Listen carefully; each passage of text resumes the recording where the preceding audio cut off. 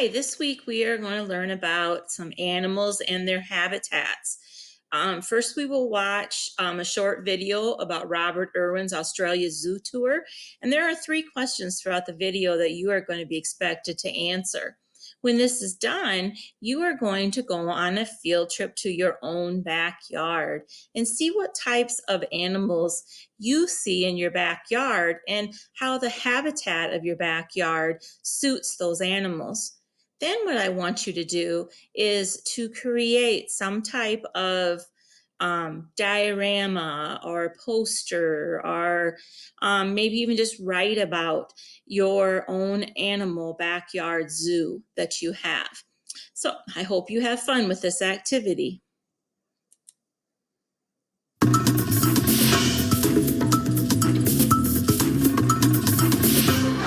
G'day and welcome to Australia Zoo. My mum and dad grew the zoo from when it was only a really small reptile park to what it is today. Isn't it incredible? Let's go check it out.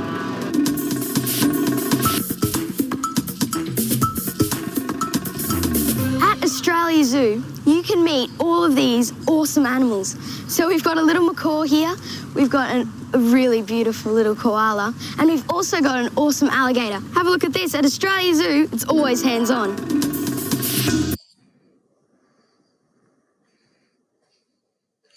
So what types of animals do you think you will see in the Australian Zoo?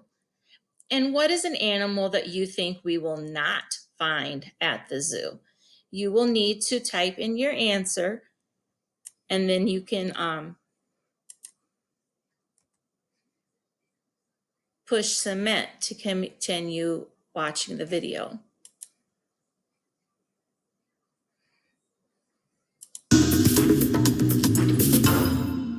This little girl here is an Asian small-clawed otter. They're pretty cute, aren't they? But when Dad used to come in here, this was actually one of the few animals that he was actually terrified of, because whenever he came into their enclosure, they would actually sort of start attacking him, which was pretty funny. But now they're a lot more settled. See you later.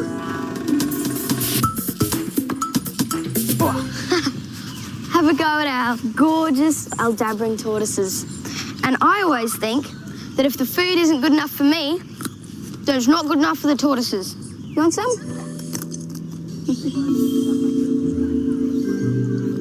See you later, guys. Modern-day crocodiles like those guys were a whole lot different 75 million years ago. They were this size and ate dinosaurs.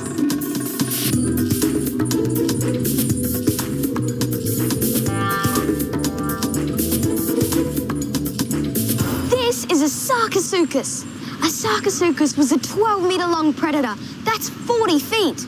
My dad absolutely loved dinosaurs. In fact, he even made a documentary about them. And when you come to Australia Zoo, you get the chance to climb one of these amazing reptiles. Wouldn't that be fun? Whatever your favourite animal is, when you come to Australia Zoo, you're definitely sure to find it. Now, my sister Bindi's favourite animal are these guys, the echidna. Now, the echidna are really, really fascinating because basically the most obvious thing is these incredible spikes.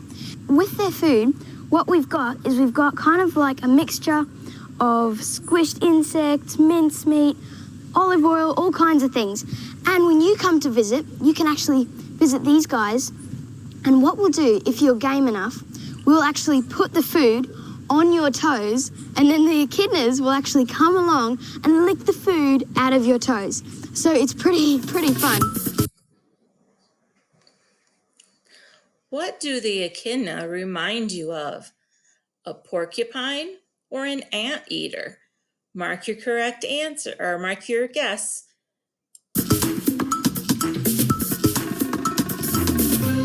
G'day, Bindi.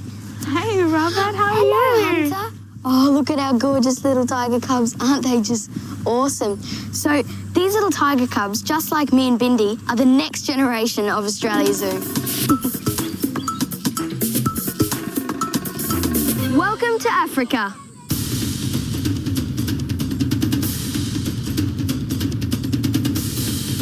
Our savannah is as big as Africa.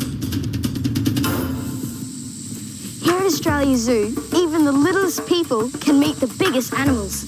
So this guy's DJ and he's a massive 2-ton rhino. He's awesome, isn't he? Kids from the age of 12 can come and visit Australia Zoo and feed our zebra. Crikey, it's the only place in the world that you can do it. Now, there's actually more than one way to feed a giraffe. Good boy, Forrest. So this here is a little water dragon. Now, when you come to the Australia Zoo, you'll often see these little guys running around everywhere, all over the zoo. And they're actually wild, so don't think any animals have escaped. When you come to Australia Zoo, you can't pick these guys up, you can just enjoy them from afar, because I am a trained professional.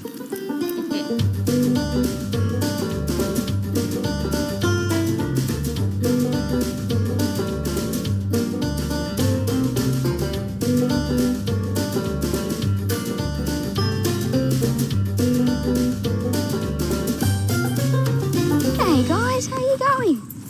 I absolutely love wombats. They're so cool. They're kind of like Australia's bulldozers of the bush. And did you know that they're actually the closest relative to a koala?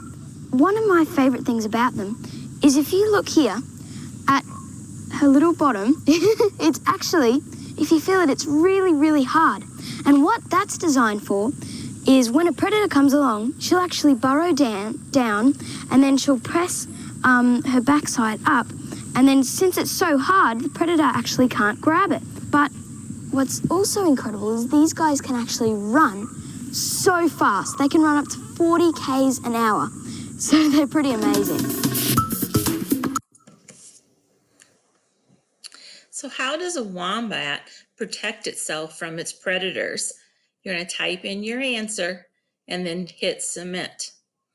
And when you are finished with that, you're going to close out of this and open up the second part of this assignment on Google Classroom. That'll be a Google Doc. And what I want you to do for your Google Doc is I want you to go out to your own backyard. And I want you to look and see what types of animals do you see there? How does your backyard make a good habitat for those animals? And like I said earlier in this video, you're going to draw a picture or make a diorama, or you could even just write about it and tell about your animal and its habitat. How does that habitat give your animal food? Does it protect it from its predators? And what prey does your animal go after? Can't wait to see what you come up with.